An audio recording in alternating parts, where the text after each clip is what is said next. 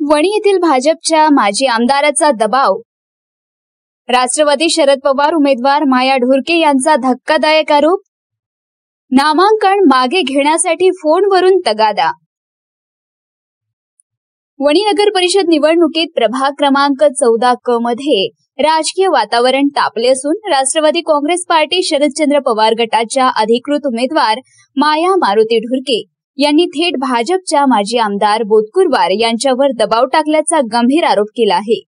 मिळालेल्या माहितीनुसार माया ढोरके यांनी सुरुवातीला भाजपकडून बोदकुरवार यांना उमेदवारी मागितली होती. मात्र त्यांना उमेदवारी न मिळाल्याने त्यांनी राष्ट्रवादी शरद पवार गटाकडून प्रभाग क्रमांक 14 क मधून आपले नामांकन दाखल केले.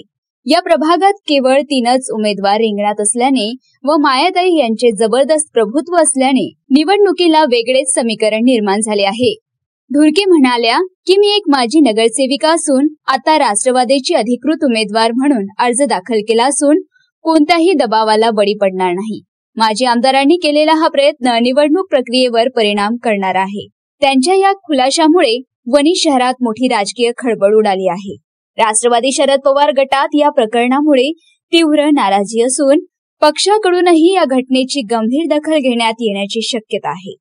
दुसरीकडे भाजपकडून अद्याप कोणतीही अधिकृत प्रतिक्रिया मिळालेली नाही. प्रभाग 14 क मध्ये 3 उमेदवारांच्या चुरशीच्या लढतीत अशा प्रकारच्या आरोपांमुळे निवडणुकीचे वातावरण आणखी चिघळण्याची चिन्हे दिसत आहेत. मी श्रीमती माया मारुती ढोरके मी आता राष्ट्रवादी काँग्रेसकडून मी लढून राहिलेली आहे. प्रभाग 14